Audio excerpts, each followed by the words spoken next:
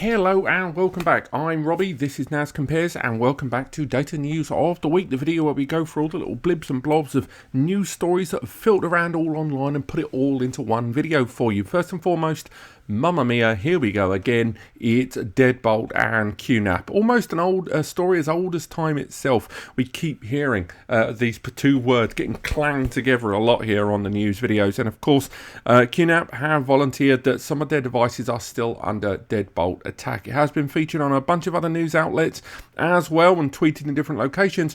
But some of the specifics of this particular kind of update to this aren't being made as clear as perhaps they should have. First and foremost, yes, it is Deadbolt. Things have been changed and a lot of the attack methodology, at least as far as the exposure of it afterwards, and I'm not overly happy with Qnap still listing Deadbolt ransomware resolved on their website.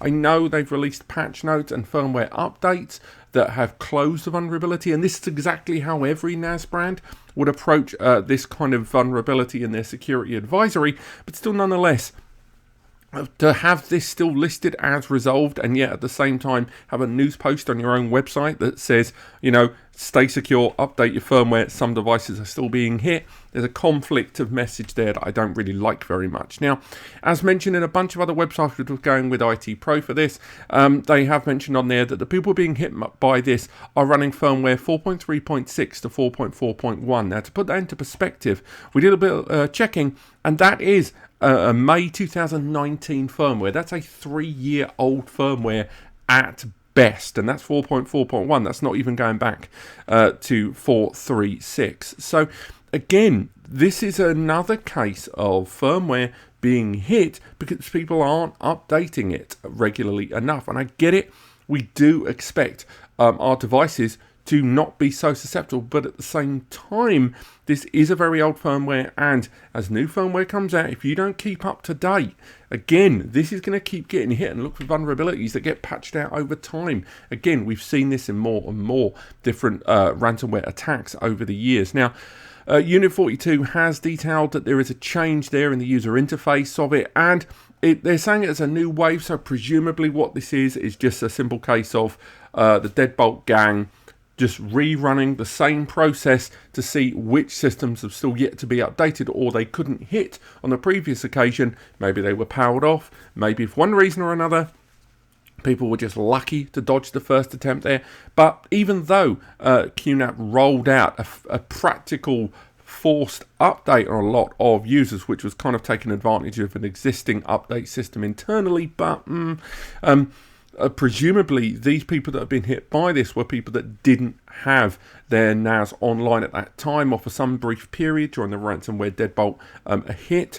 In the previous 2 iterations, they just happened to have got lucky and just not been in a visible position as they are now. Still, nonetheless, again, I do have sympathy for those affected, but at the same time, I don't think we could all be louder about the issue of firmware here, and to have your NAS connected to the internet with no updates over a 3-year period, that's something I think some people are going to have to put their hands up at least a little bit to acknowledge that maybe they should have had the firmware and those systems running a little bit more updated if they're going to leave it connected to the internet on that 3-year-old firmware. But still, nonetheless, this is still pretty bad, and Qnap, you guys, really, what is going on with this Deadbolt stuff?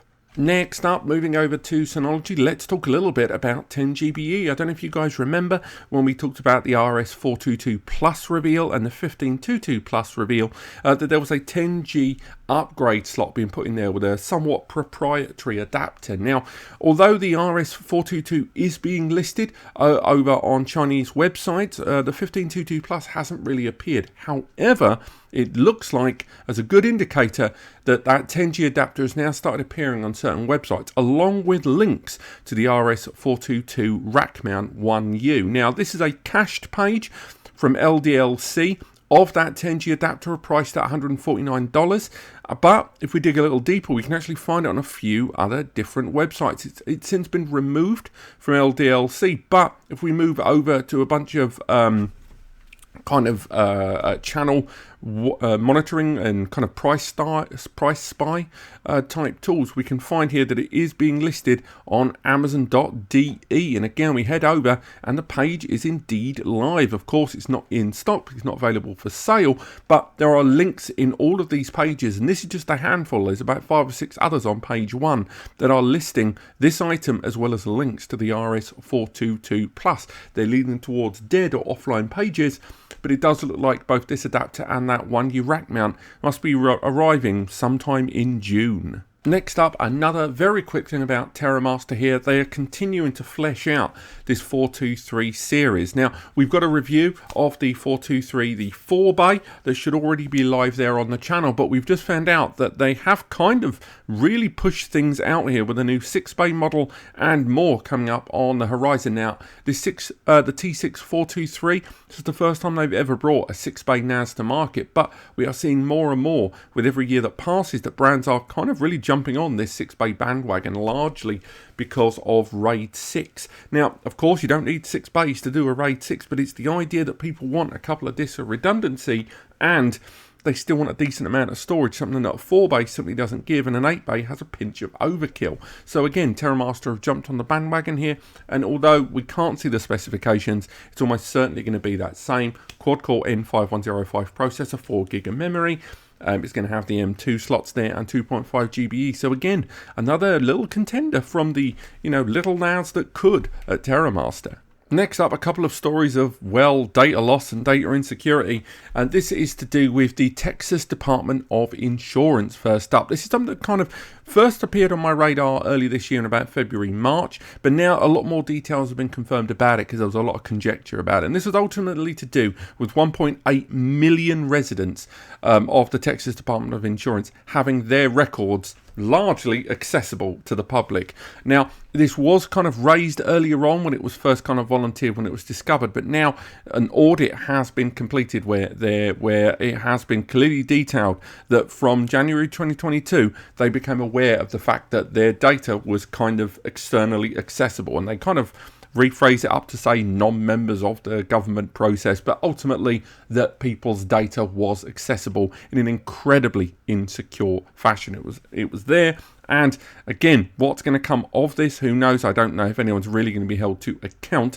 And again, there's been plenty of stories in the past about data being somewhat less safe than it should have over in Texas there. Now, if we move forward, this goes over to a ransomware related matter to do with, again, Lincoln College. Now, we have talked about another story not dissimilar to this about 5 months ago, but of all the organizations that can get hit by ransomware attacks and then kind of dug for, ransomware payments and being just raked over the coals to pay up some money, education authorities and .orgs are kind of the worst to get hit by. One, because they don't really have the infrastructure to take the hit. I mean, imagine tomorrow if Wikipedia got hit by a ransomware attack. They're spread very, very thick, but spread very, very thin, but still nonetheless, how much money do they actually have as a effective free organization with no ad revenue to combat that? And again, just looking at this right now about this college that's had to close.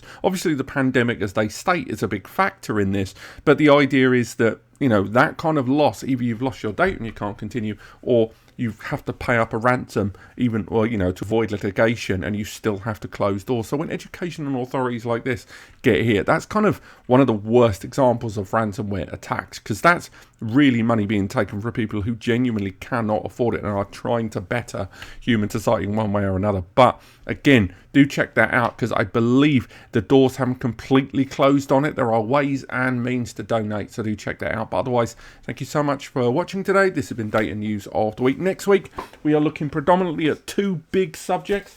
We're going to be looking at big memory upgrades, and we're looking at 2.5 GBE with lots of switches and content on that. But otherwise, thank you so much for watching, and I'll see you next time.